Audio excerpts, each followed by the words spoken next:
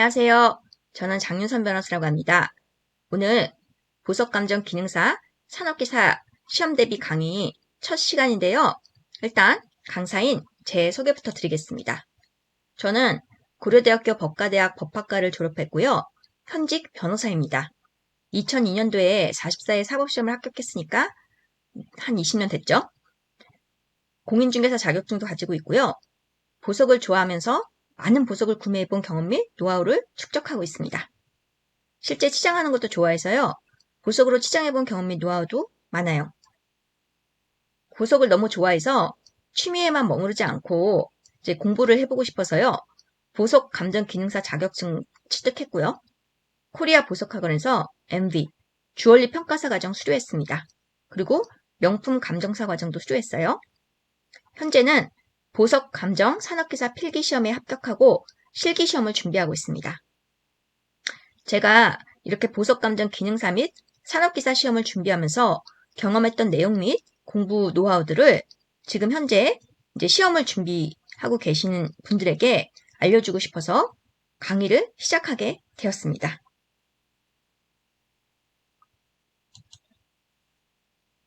보석 감정 기능사 시험 소개할게요. 특별한 응시 자격이 필요 없이 누구나 응시가 가능해요. 필기는 1시간에 60문제를 푸는 건데 60점 이상 맞으면 합격입니다. 시간이 절대 부족하진 않아요. 실기는 다이아몬드 1개와 유색보석 5개를 이제 2시간 동안에 여러 가지 검사를 하면서 답안을 작성하는 건데요.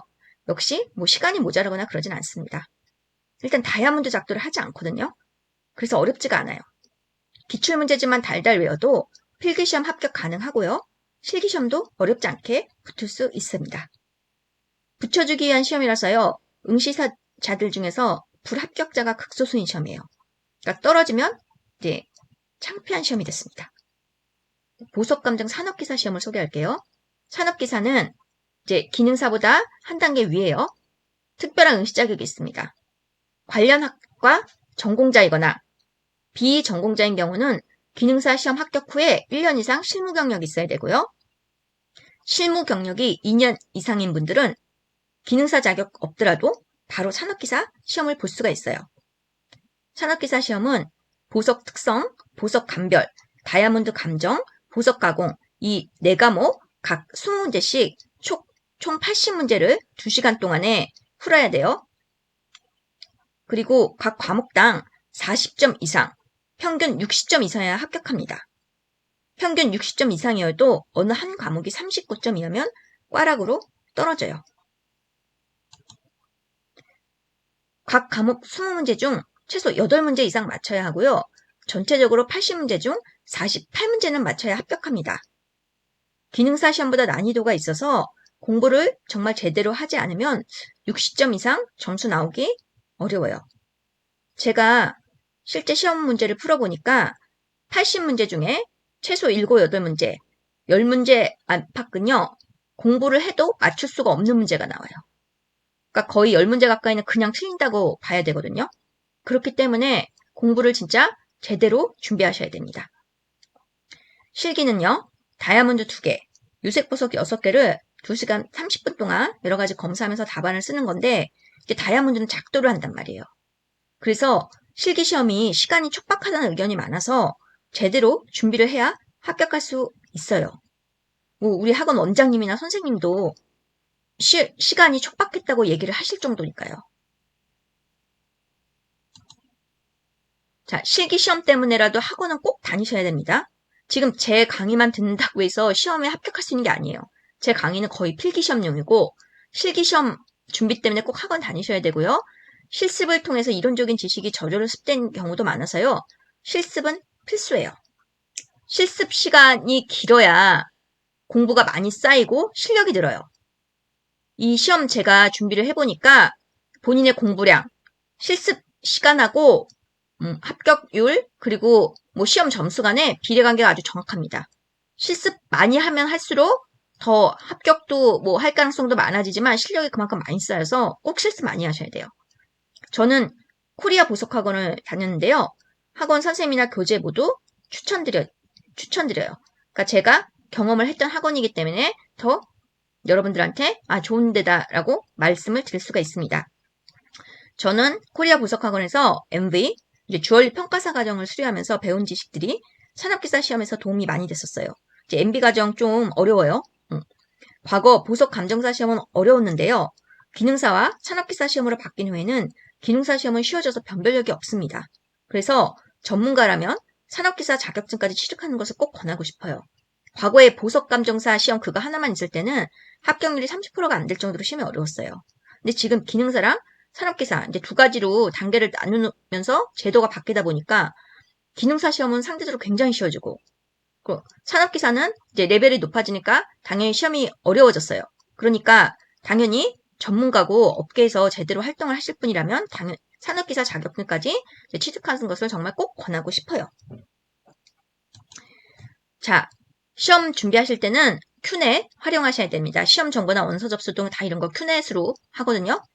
모든 종류의 기능사, 기사, 산업기사 등을 같은 날 동시 접수해요. 그래서 시험 접수 첫날 시작하는 시간에 접수를 해야 본인이 원하는 날짜나 시간, 장소를 정할 수가 있습니다. 첫날 시험 접수 시간 이전부터 큐넷에 접속은 하고 계셔야 돼요. 그리고 현금 결제를 클릭해야 접수가 편해요. 신용카드 결제를 선택하면 페이지가 넘어갈 때마다 다운되어서 이전 단계부터 다시 시도해야 되는 불편함이 생길 수가 있어요.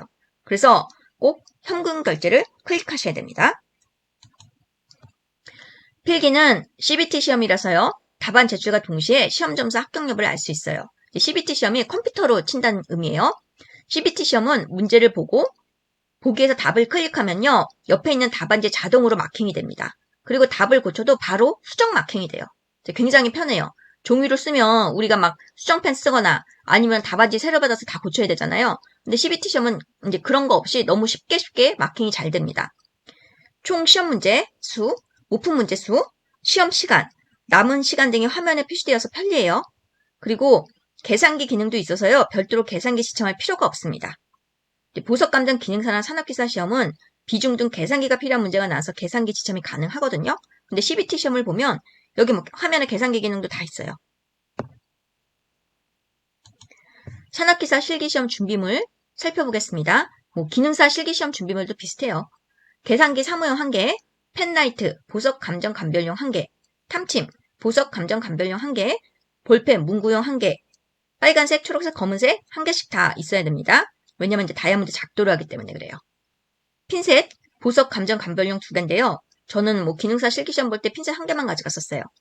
그리고 아마도 산업기사 시험 준비할 때도 핀셋 1개만 가져갈 것 같은데요. 루펜은 10배율 1개, 잼클로스는 보석 감정 감별용 1장. 그러니까 잼클로스가 뭐냐면 다이아몬드 닦는 천이에요.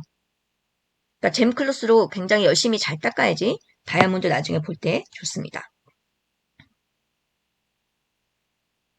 시험 개요는 살펴볼게요.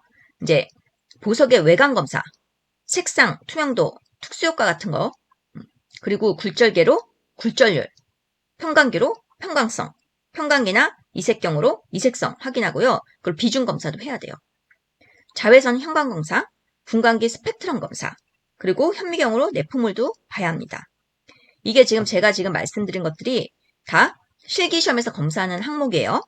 이 기계들을 다 쓰게 되는 거예요. 실기시험에서 검사하는 항목 위주로 공부는 하시되 필기시험을 위해서 별도로 공부해야 하는 검사들도 다양합니다. 그러니까 필기시험용 검사들이 있기 때문에 이제 외워야 할 것들이 있어요.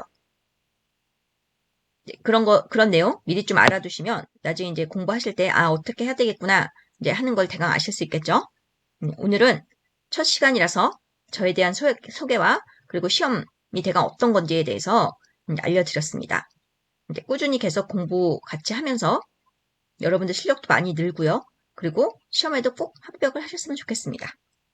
오늘 방송 시청해주셔서 진심으로 감사드리고요.